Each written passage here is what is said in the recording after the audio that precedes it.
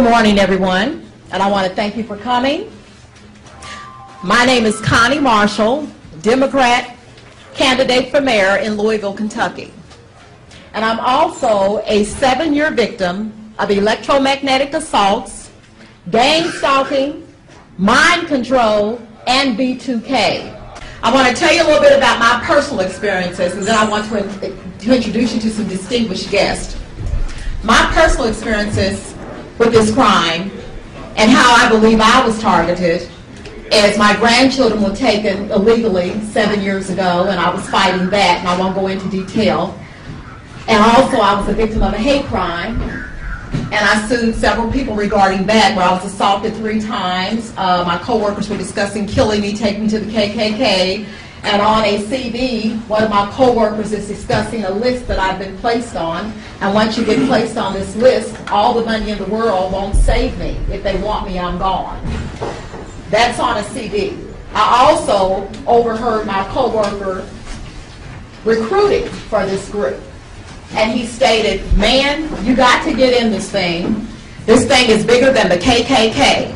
There's judges in it, policemen in it, attorneys in it, doctors in it, everybody's in this thing."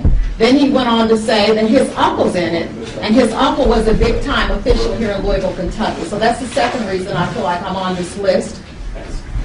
The third reason is myself, Reverend Coleman, and several other people filed a class action lawsuit against some judges in federal court because they were dismissing cases illegally without any discovery.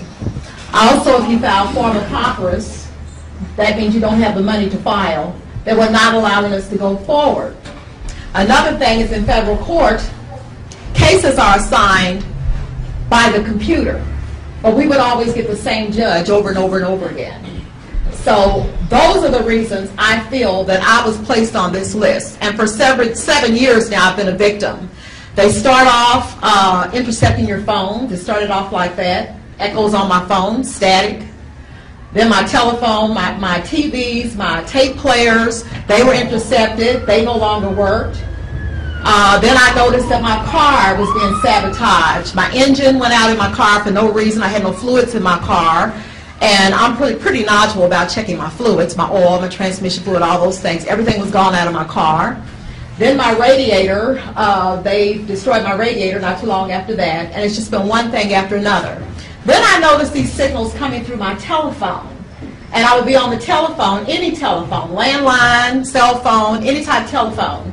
And I'd be on the telephone, these signals would come through and I couldn't hear them, but it was like they were paralyzing my thoughts. I couldn't think. And even if I got off the phone, I was just paralyzed for a moment.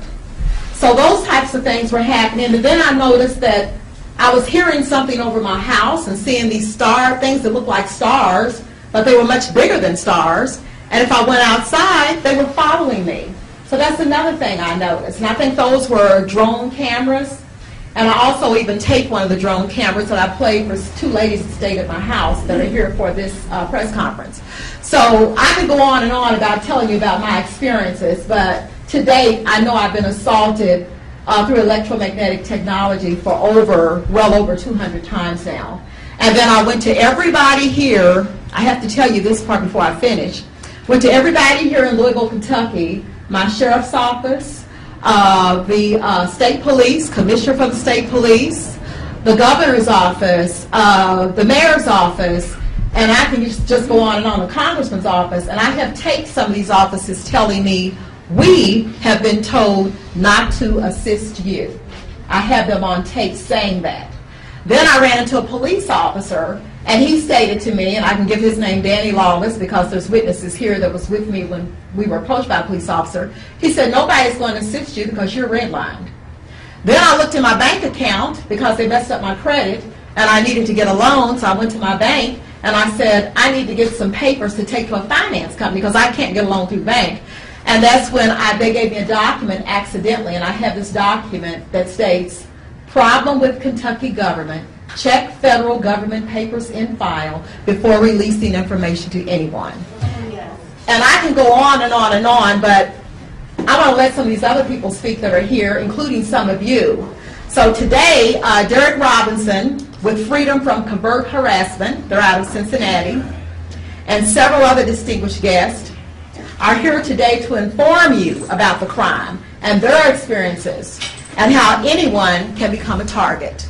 So right now I'd like to bring Derek Robertson to the podium. Thank you.